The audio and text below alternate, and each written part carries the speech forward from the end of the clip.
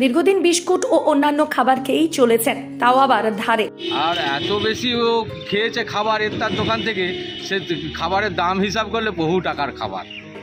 ধার আর শোধ হয় না, এতটাই ধার হয়ে গেছে যে চিন্তার ভাঁজ পড়েছে দোকানদার থেকে প্রতিবেশীদের। তাকে আর সেই পাড়ায় রাখতে চাইছেন না প্রতিবেশীরা। তিনি হলেন গোঘাটের প্রতিবেশী, নাম নটু হনুমান। আমরা তারই চিত্র তুলে ধরছি। জানা গেছে হুগলির গোঘাটে সমিতির পাশের পাড়ায় তার বাসস্থান। দীর্ঘদিন ধরেই তার বসবাস ওইখানে। যখনই খিদে পায়, সকাল বা দুপুর বা বিকেল যাই হোক না কেন, গাছের ফলমূল ছেড়ে চোখ পড়ে দোকানে দোকানে। সামনে মুদিখানা বা চায়ের দোকান যাই থাকুক না কেন, গাছ থেকে নেমে গুটি গুটি পায়ে দোকানের সামনে যা খাবার পায় বগল দাবা করে লাফ মেরে চম্পট দেয় গাছের ডালে, হয়তো বাড়ির ছাদে। নটু হনুমানের কর্মকাণ্ডে তাকে দেখতে ভিড় জমান এলাকার মানুষজন।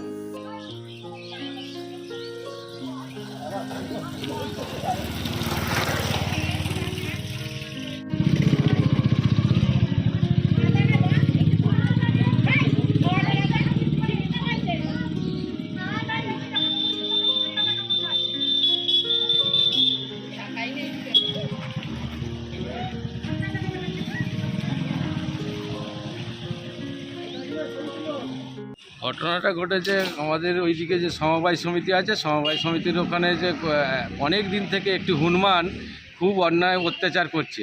সেই অত্যাচারে অতিষ্ঠ গ্রামবাসীরা।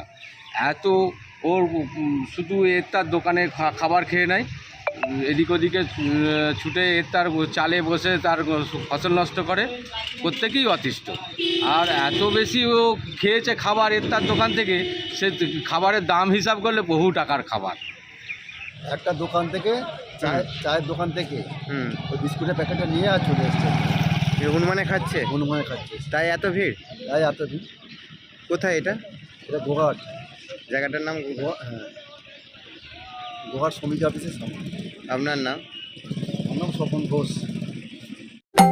তন্ত্র মন্ত্র করে দেখি তার ভিতরে তুমি না। তন্ত্রমন্ত্রে আমরা বিশ্বাসী নই, মানব প্রেমে বিশ্বাসী।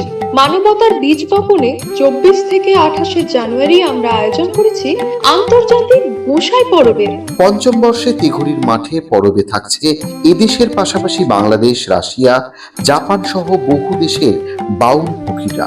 থাকবে পুরুলিয়ার ছোয়ের মুখোশ থেকে খোয়াইয়ের হাট, হস্তশিল্পের সম্ভার, বাংলাদেশের নকশি কাঁথা, পিঠে ফুলের স্টল।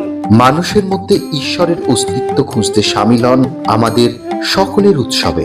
শাস্ত্র গ্রন্থ পড়ি যত, আরো দূরে সরে যাই, আরো দূরে সরে যাই, আরো দূরে।